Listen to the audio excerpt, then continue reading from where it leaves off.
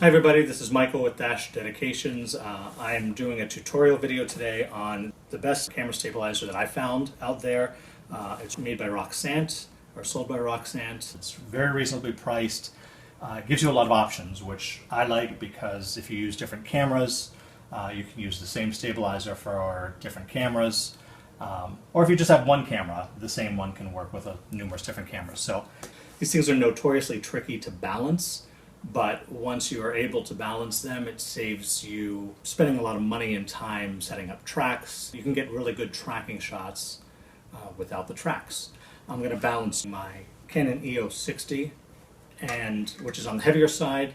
The limit on these is about 2.1 pounds, and the Canon EOS is about 2 pounds. So it's about as heavy as you can get on there. So, very cool box. Gives you instructions here.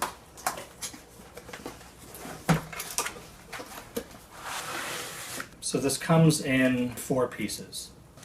You have your red knob here, the main part of your stabilizer, the top part. You have your counterbalance, your weight system here, and you have your handle. So the reason I like this stabilizer is it gives you a lot of options. On the top of the stabilizer, right under the camera, you have 8 different options right here. Your attachment to the camera, you have 3 different options as to where to put it.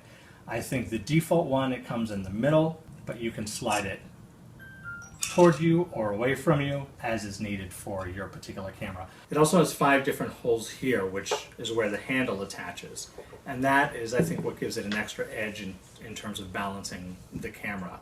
A lot of people don't know there's a little piece in here, but that piece is easily removed by a quarter. You can take it out and put it in one of the other 5 holes to help your counterbalance. And then you just tighten it right in there. The handle is here, and this part flattens, but obviously lifts it up just like that. I recommend when you're putting it in to go ahead and tighten it so it's nice and firm. Put the handle on before the counterweight system, otherwise it just gets in the way. Make sure it's nice and level. There's equal space in there, and just twist it on and turn it clockwise till it's flush with the metal part here. Once it's on, you can loosen this up. This definitely helps fluidity of your shot. For the time being, I'm going to untighten it, and I'm going to move the handle back just so it's not in the way while I put the weight system on. There's a red knob that's in this little plastic baggie. That is what attaches your counterbalance system to the main frame of your stabilizer. The silver part faces the camera person. So you want the weights to be underneath the camera. I have seen people balance it incorrectly like that. But if you do that, you'll be filming the floor the entire time. You have 4 different options here. You have 4 holes in which to put in your balance system. Same thing, make sure it's nice and flush. I recommend putting it through the silver part first. Push it nice and flush up against the metal, and then attach it. As you're doing it, make sure that it's going in nice and evenly. The threads are lining up, you're not having to force it. And then, of course, as you get it as tight as possible, make sure the 2 pieces of metal are flush, so you don't get any sort of weird angles like that. Make sure it's nice and straight. Now, the counterbalance system, you can take these off. There's a screw underneath here.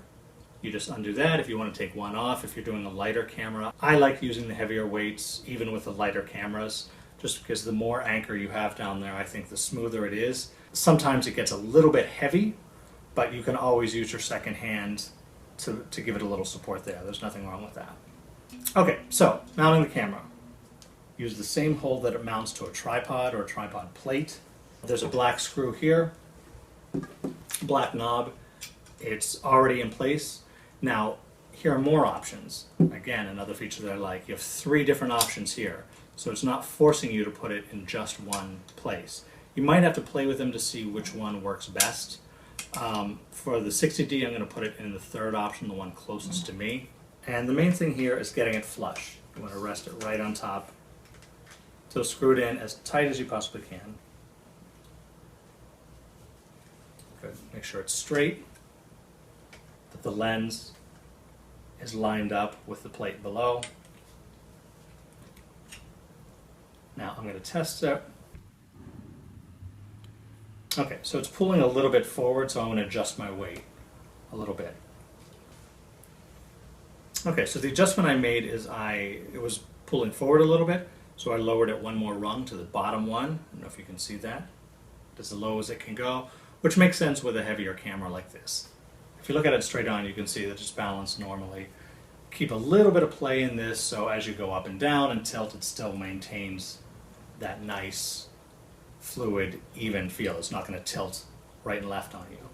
So I'm going to do a demo video just to show you the difference between a tracking shot with and without the Roxant camera stabilizer, because the difference is pretty big. This is really easy, very user-friendly. It takes a little bit of time to balance, but be patient with it. And yeah, I think you'll be happy with your results.